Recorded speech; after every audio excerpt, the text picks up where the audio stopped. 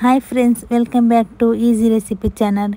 ನಾನಿವತ್ತು ಯಾವುದೇ ಮಸಾಲ ಪೌಡರನ್ನು ಯೂಸ್ ಮಾಡದೆ ವೆಜ್ ಪಲಾವ್ ಮಾಡೋದು ಹೇಗೆ ಅಂತ ಹೇಳಿಕೊಡ್ತೀನಿ. ತುಂಬಾ ಈಸಿಯಾಗಿ ಮಾಡ್ಬೋದು. 100% ಮನೆಯಲ್ಲಿ ಎಲ್ಲರೂ ಇಷ್ಟಪಟ್ಟು ತಿಂತಾರೆ. ಹೇಗೆ ಮಾಡುವುದಂತ ನೋಡೋಣ ಬನ್ನಿ.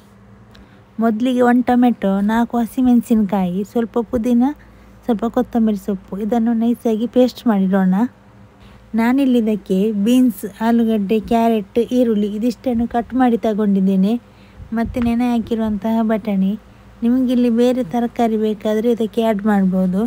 ನಾನಿಲ್ಲಿ ಇಷ್ಟು ತರಕಾರಿಯನ್ನು ಮಾತ್ರ ಹಾಕ್ತಾ ಇದ್ದೇನೆ.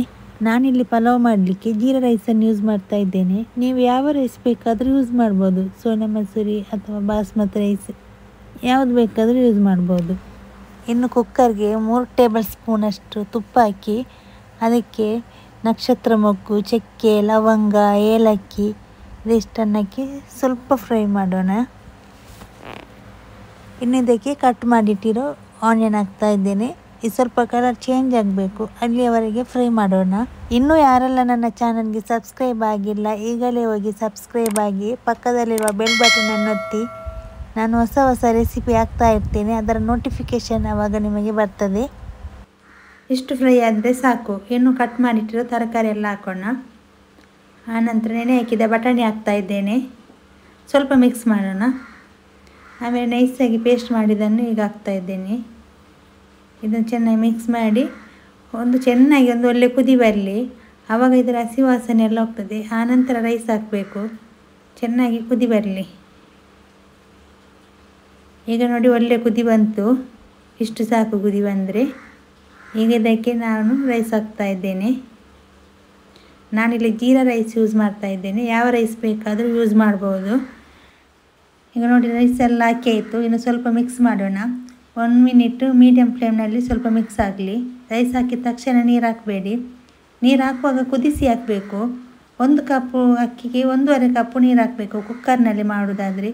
ನೀವು ಪಾತ್ರೆಯಲ್ಲಿ ಮಾಡೋದಾದರೆ 1 ಕಪ್ಪಿಗೆ 2 ಕಪ್ ಹಾಕಿ. ಈಗ ರುಚಿಗೆ ತಕ್ಕಷ್ಟು ಉಪ್ಪು ಹಾಕ್ತಾ ಇದ್ದೇನೆ. ನಾವು ಮಸಾಲೆ ಗ್ರೈಂಡ್ ಮಾಡಿ ಹಾಕೋದ್ರಿಂದ ಅದರಲ್ಲಿ ಸ್ವಲ್ಪ ನೀರಿನ ಅಂಶ ಇರ್ತದೆ. ಅದಕ್ಕಾಗಿ 1 ಕಪ್ಪಿಗೆ 1 ಕಪ್ಪು ನೀರು ಹಾಕ್ತಾ ಇದ್ದೇನೆ ನಾನಿಲ್ಲಿ. ಈಗ ನೋಡ್ಬೋದು ನೀರು ಚೆನ್ನಾಗಿ ಕುದಿ ಬಂದಿದೆ. ಇವಾಗ ಹಾಕ್ತಾ ಇದ್ದೇನೆ.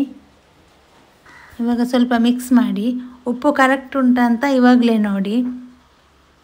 ಮತ್ತು ಖಾರ ಬೇಕಾದವರು ನಾವು ಗ್ರೈಂಡ್ ಮಾಡುವಾಗಲೇ ಸ್ವಲ್ಪ ಹಸಿಮೆಣಸಿನಕಾಯಿ ಅದಕ್ಕೆ ಸ್ವಲ್ಪ ಜಾಸ್ತಿ ಆ್ಯಡ್ ಮಾಡಿದರೆ ಆಯಿತು.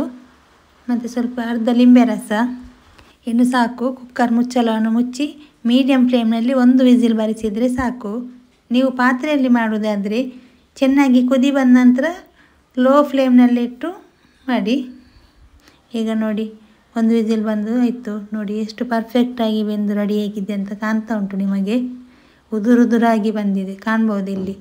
ಮಕ್ಕಳು ತರಕಾರಿ ತಿನ್ನೋದಿಲ್ಲ ಅಂದರೆ ಈ ರೀತಿ ಮಾಡಿಕೊಡಿ.